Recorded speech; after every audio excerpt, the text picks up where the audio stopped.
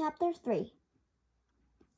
I looked at my friends, and I felt so much better, but I also felt a little bit mean. They'd been brave enough to say they were scared, and I haven't. Actually, I said, "Can I tell you something?" They looked at me in surprise. "Can't you swim either, Daisy?" I asked Katie. "It's not that," I said. "It's the merry-go-round. It makes my legs go wobbly every time I think about it." There was a second silence, and then we all began to laugh. It was as if a huge weight had fallen off me, and I think Emily and Sophia felt a little bit the same. "Right," Alice said. "We'll all look after each other. First, we'll try the merry-go-round, and then the boating lake. And if anyone wants to sit and watch, that's totally okay." And we solemnly shook hands. We were much the last to arrive at King Percival's palace. The coach we were supposed to travel in had a loose wheel, and we had to wait while Prince Dandino organized another one. It was so frustrating. By the time we finally got there, we were absolutely bursting with excitement, even if we weren't wearing flowery dresses. We totally tumbled out of the coach. It was a good thing Prince Dandino didn't see us, and started around. King Percival's garden looked beautiful. Silver balloons were tied on every bush and tree, and they looked so pretty and as they shone in the sunshine. But the princesses and queens and kings who were wandering around didn't look as if they were having a particularly wonderful time. We saw Princess Lisa and Princess Jemima, and they were sitting at the edge of the lake, looking so bored. "What's the matter?" I asked. "Aren't you having fun?" Princess Lisa shook her head. "There's nothing much to do.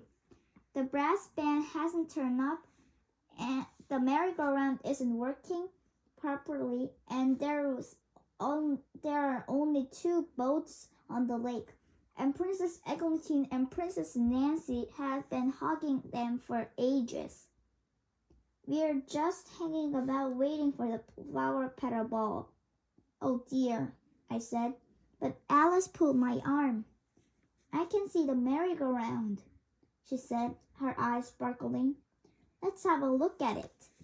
Emily held one of my hands as we walked across the grass, and Sophia the other. As we got closer, I could see the merry-go-round did look amazing. It had the prettiest little coaches and carriages pulled by the sweetest silver ponies, and there, standing right in front of it, was Fairy Angora. She was deep in conversation with King Percival, who was looking very gloomy.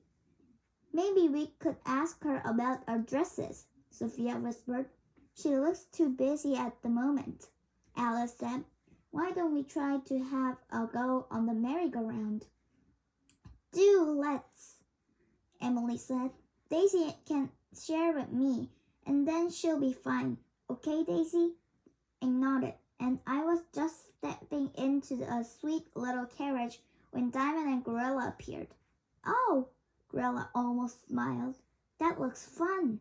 She climbed in and sat beside me before I could say anything. Diamond frowned.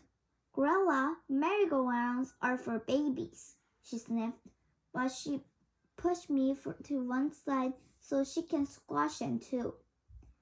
Emily made a sympathetic face at me and sat down in the carriage next to mine. Will you be all right?" she asked. "Oh, is poor Daisy scared?" Diamond asked. I smoothed my skirts and tried to look calm. "I'm quite all right," I said, and I so hoped it was true. The merry-go-round began to turn, but it went so slowly. I kept thinking it It was about to speed up, but it didn't. It lunged and shuddered as if it was about to stop any second, and it squeaked terribly. King Percival and Fairy Angora looked up just as my carriage drew level with them. "Oh no," King Percival groaned. "Still going slow. What difficult?" "Everything's going wrong." He glared at Fairy Angora. "That's the trouble with magic. You can't rely on it.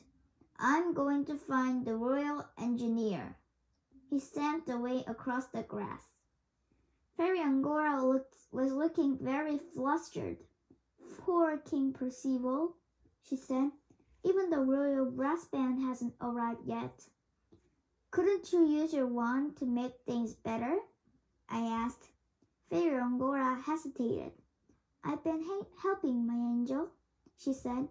"I was here yesterday for ages, sorting things out." She sighed. "Sometimes I think my magic isn't very good." I felt so sorry for her. It wouldn't take much magic to make the merry-go-round work, wouldn't it? Diamond sat back, folded her arms, and sneered. "Silly Daisy, she means she can't make it work."